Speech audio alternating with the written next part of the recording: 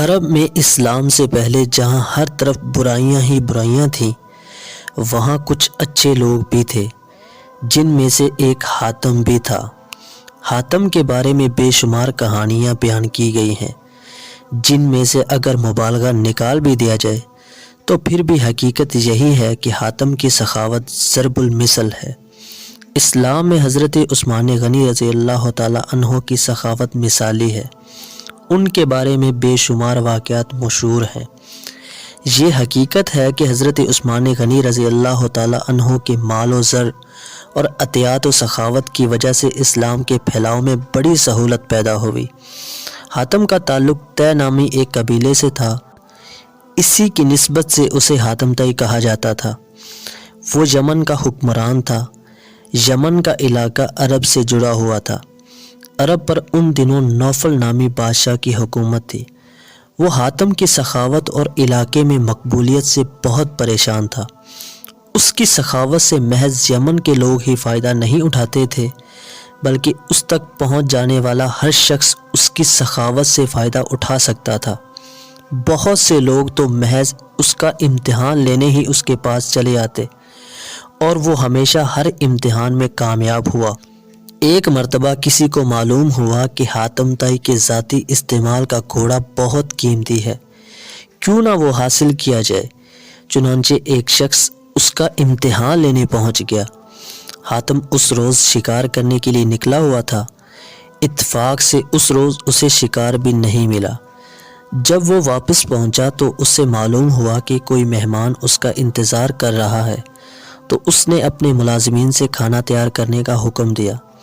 ایک ملازم نے کہا، سرکار، آج کھانے میں گوشت کا سالن نہیں بن سکے گا کیونکہ تازہ گوشت نہیں ہے۔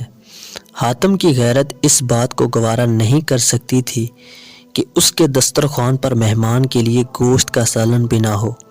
اس نے کہا، آج ہمارا محبوب گھوڑا ہی ذبح کر کے پکا لیا جائے۔ یہ فیصلہ کرتے ہوئے اسے شدید دکھ بھی ہو رہا تھا، مگر اس کے سوا کوئی چارہ بھی تو نہ تھا۔ کھانا تیار ہوا۔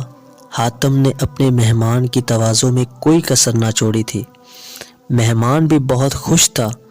صبح جب مہمان کے جانے کا وقت ہوا تو مہمان نے رخصت ہونے سے قبل اس کی مہمان نوازی کا شکریہ ادا کرتے ہوئے کہا کہ اس نے حاتم کی سخاوت کی بڑی شہرت سنی ہے، اگر وہ اپنا پسندیدہ گھوڑا بھی اسے عنایت کر دیں تو بڑی بات ہوگی۔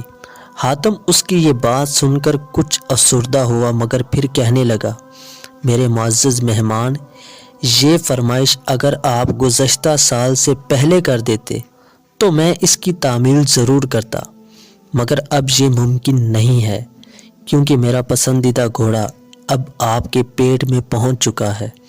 اس کے ساتھ ہی اس نے ساری مجبوری بتائی اور اسے اشرفیوں سے بھری تھیلی نذرانہ کے طور پر دی کہ اس دولت سے وہ اس گھوڑے سے بھی قیمتی گھوڑا خرید سکے گا۔ مہمان حاتم کی سخاوت کا گرویدہ ہونے کے ساتھ ساتھ پشیمان بھی تھا کہ اس کی وجہ سے ایک قیمتی گھوڑا ذبح ہو گیا۔ اس نے اشرفیوں کی تھیلی لینے سے انکار کر دیا، مگر حاتم نے کہا، یہ آپ کو رکھنا ہی ہوگی کیونکہ میں اپنے مہمان کی فرمائش پوری نہیں کر سکا۔ حاتم سخی ہونے کے ساتھ ساتھ بہت نرم دل بھی تھا۔ اس روز اسے اس بات کا بہت ملال ہو رہا تھا کہ وہ اپنے مہمان کی خواہش پوری کرنے میں ناکام رہا ہے، جبکہ مہمان اس کی نرم دلی اور سخاوت کے گن گاتا ہوا اپنے گھر چلا گیا۔ ادھر عرب کا نوفل بادشاہ سوچ رہا تھا کہ اگر حاتم کی سخاوت اور مقبولیت اسی طرح بڑھتی رہی تو پھر لوگ اس کی طرف ہی جائیں گے، کوئی اس کی طرف نہیں آئے گا۔ اس نے ایک بہادر اور طاقتور سپاہی سے کہا کہ وہ حاتم کو قتل کر دے، اس کے عوض اسے بھاری انعام دیا جائے گا۔ حاتم کیونکہ نیک دل اور سخی انسان تھا، اس لیے وہ اپنے ساتھ محافظ نہیں رکھتا تھا، کیونکہ وہ جانتا تھا کہ موت جب آنی ہے تب ہی آئے گی، اور جب آئے گی تو کوئی بھی محافظ اسے بچا نہیں سکے گا۔ بادشاہ نوفل کا بھیجا ہوا سپاہی ایک مہمان کے روپ میں حاتم کے محل میں پہنچ گیا۔ ایک رات جب سب لوگ سو رہے تھے، وہ سپاہی خاموشی سے حاتم کی خواب گاہ میں پہنچ گیا۔ اس نے دیکھا کہ حاتم گہری نیند سو رہا ہے۔ تو اس نے اپنی کمر سے بندھے خنجر کو نکالا اور پوری طاقت سے اس پر وار کر دیا۔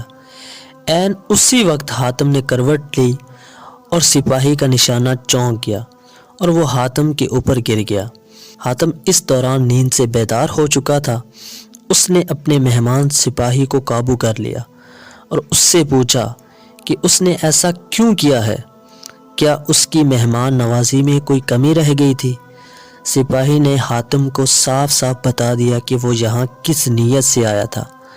حاتم نے اسے کہا، مجھے قتل کر کے اگر تمہیں دولت ملتی ہے تو فوراً مجھے قتل کر دو، اس سے پہلے کہ میرے ملازم آ جائیں۔ تم مجھے مار سکتے ہو، میں مزاحمت نہیں کروں گا۔